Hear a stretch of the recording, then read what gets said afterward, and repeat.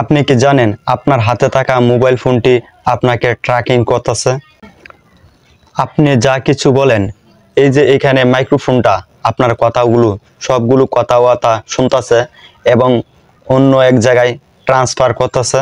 বিভিন্ন ধরনের ব্যাপার রয়েছে, সেখান থেকে আপনাকে বেরিয়ে আসতে হবে। তিনটা সেটিংস রয়েছে, তিনটা সেটিংস অফ করে দিলেই ট্র্যাকিং থেকে বেরিয়ে আসতে পারবেন। যখন এইগুলো হয় তখন মোবাইল ফোনের ব্যাটারি পারফরমেন্স প্রচুর পরিমাণে ক্ষয় হতে থাকে। আমাদের ফোনে যে কারণে স্লো হয়ে থাকে সেটাও প্রবলেম সলভ হয়ে যাবে। তাহলে আমার ভিডিওটি শুরু করা যাক। সো বন্ধুরা, আপনারা আপনার মোবাইল সেটিংসে চলে যাবেন। মোবাইল সেটিংসে চলে যাওয়ার পরবর্তীতে একটু নিচে স্ক্রল করবেন। নিচে স্ক্রল করবেন, স্ক্রল করার পরবর্তীতে এখানে দেখতে পাচ্ছেন গুগল বলে একটা গুগল অ্যান্ড পারফরমেন্স, আপনারা এখানে ক্লিক করবেন। এখানে রয়েছে আপনার 1 নাম্বার সেটিংস। এখানে দেখতে পারতেছেন ওয়াল সার্ভিস বলে একটা অপশন শো করতেছে। আপনারা এই ওয়াল সার্ভিসে ক্লিক করবেন। ওয়াল সার্ভিসে ক্লিক করার পরবর্তীতে একটু নিচে চলে আসবেন, আরেকটু নিচে চলে আসবেন, সরি আমি উপরে রেখেছি। নিচে আসার পরবর্তীতে এখানে দেখতে পারতেছেন একটা অপশন শো করতেছে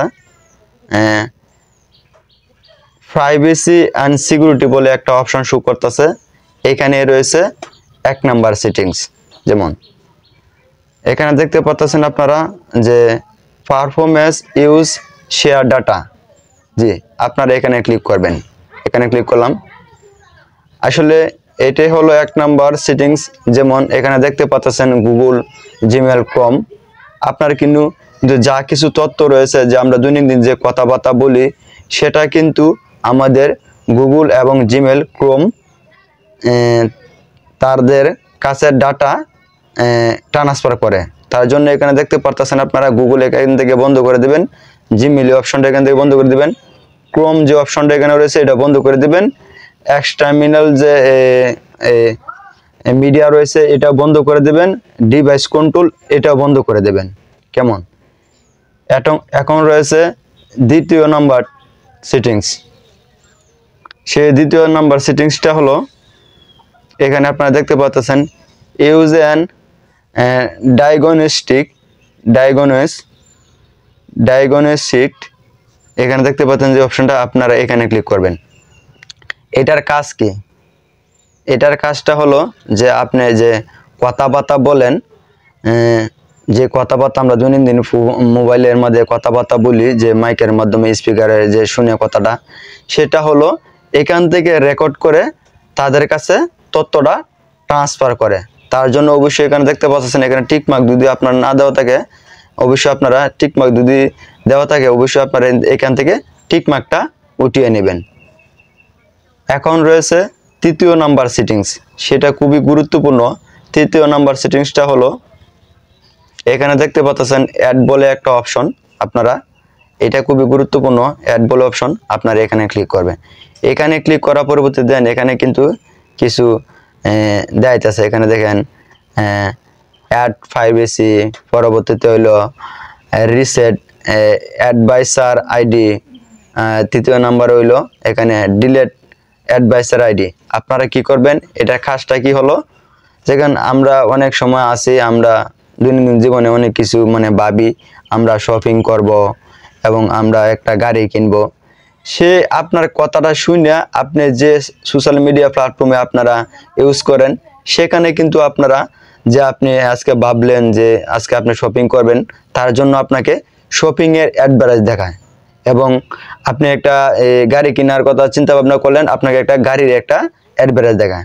তার জন্য এখানে আপনারা যে উপরে যে দেখতে পাচ্ছেন যে অ্যাড প্রাইভেসি, আপনারা এখানে ক্লিক করবেন।